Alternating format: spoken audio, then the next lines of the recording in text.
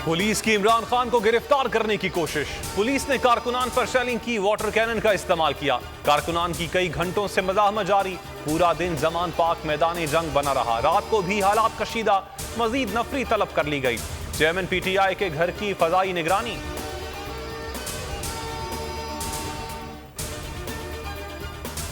कभी किसी सियासी लीडर को गिरफ्तारी के डर से छुपते नहीं देखा। मरियम नवाज कहती हैं, चोरी नहीं की तो तलाशी क्यों नहीं देते? जिसका दामन साफ हो वो पेशियों और तलाशी से नहीं डरता।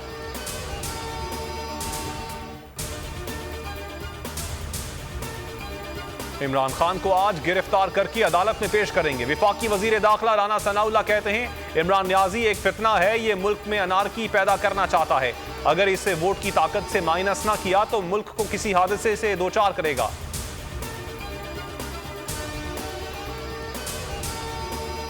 तहरीक इंसाफ ने तोशाखाना में वारंट गिरफ्तारी इस्लामाबाद हाईकोर्ट में चैलेंज कर दी है। दरखास्त पर समाअत आज होगी।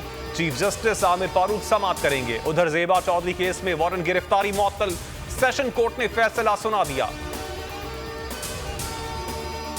गवर्नर खैबर पख्तूनख्वा ने इलेक्शन की तारीख दे दी। सूबे में 28 मई को इंतखाबात करवाने की तजवीज। पंजाब में सिक्योरिटी के मामले पर इलेक्शन कमीशन का इजलास। आईजी पुलिस और चीफ सेक्रेटरी ने 30 अप्रैल को इलेक्शन के लिए फुल प्रूफ सिक्योरिटी फराहम करने से माजरत कर ली। पंजाब में इंतखाबात, कागजात नामजदगी जमा करवाने का सिलसिला जारी। 2 रोज की तौसी। मरियम नवाज और हमजा शहबाज को भी मैदान में लाने का फैसला। कागजात नामजदगी जमा करवाएंगे। कई नामवर सियासी पहलवान अखाड़े में उतर गए। साबिक गवर्नर उमर सरफराज चीमा ने पीपी 115 से कागजात जमा करवा दिए। राजा बशारत पीपी 14 से मैदान में आ गए। Usman Dar PP 38, Aslam Iqbal PP 170, Mahmood Rashid PP 168 से उम्मीदवार बन गए। हमाद अजहर पीपी 171 और पीपी 155 से उम्मीदवार होंगे।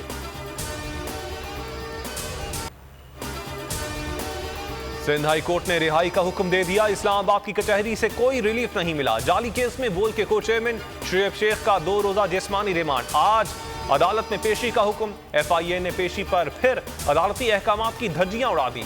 शुएब शेख को कपड़ा डालकर पेश किया, मेडिकल करवाया, ना हथकड़ियां खोली, दवाओं से भी महरूम रखा। गैर कानूनी गिरफ्तारी के खिलाफ मुल्क गिर एहतजाज। कराची से खैबर तक मुजाहिरे और रैलियां। बोल को बोलने दो, शुएब शेख को रिहा करो के नारे। बोल के को चेयरमैन शुएब शेख मुख्तलिफ तकालीफ में मुब्तला। तिब्बी सहूलियात के बुनियादी हक से भी महरूम। अदालती हुक्म पर फिल्म्स में मेडिकल चेकअप, कोरोना टेस्ट भी किया गया। डॉक्टर्स का कहना है शुएब शेख को सांस और पेशाब की तकलीफ महसूस हो रही है। मेडिकल बोर्ड की डिटाई बरकरार। को चेयरमैन बोल को अस्पताल दाखिल करने से इनकार कर दिया। अस्पताल से एफआईए सेंटर मुंतकिल।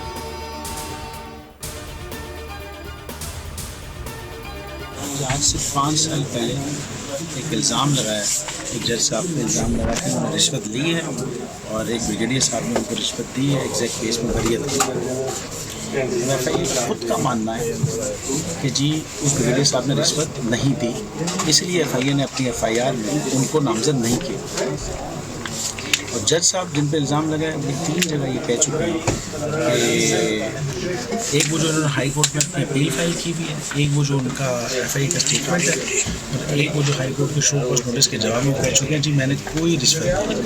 एफआईए ने उस वक्त इंक्वायरी की और उस इंक्वायरी में उन्होंने उनको प्रॉपर्टी डिटेल्स ली, जज साहब की ट्रैवल हिस्ट्री ली, बैंकिंग ट्रांजेक्शन्स निकाली, कोई चीज़ नहीं मिली। तो ये केस उस वक्त ख़त्म कर दिया गया, इंक्वायरी ख़त्म कर दी। बदतरीन तशद्दुद और गैर इंसानी सलूक किया गया। फाजिल जज को रिश्वत देने का इल्जाम पर कोई सबूत नहीं मिला। को चेयरमैन बोल शुएब शेख का बयान। कहा, फाजिल जज के बयान पर उनको एफआईए ने मुकदमे का हिस्सा ही नहीं बनाया।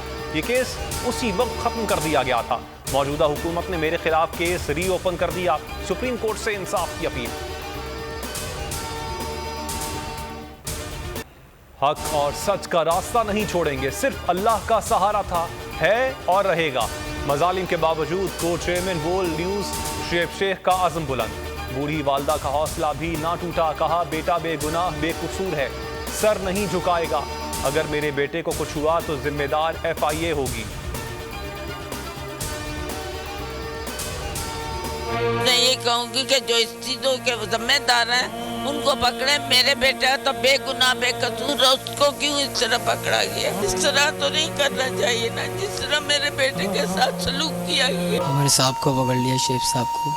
हम बहुत परेशान हैं।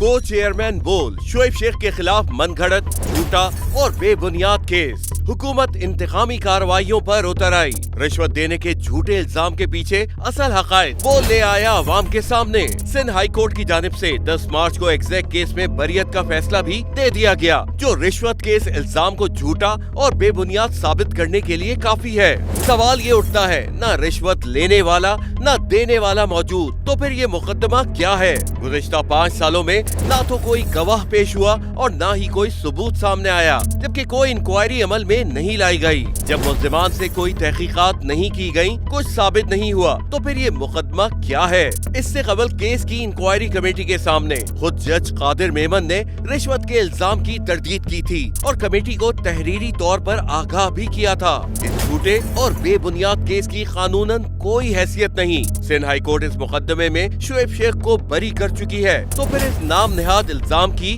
कानूनी हैसियत क्या है? बोल इंसाफ का मुंतजिर है।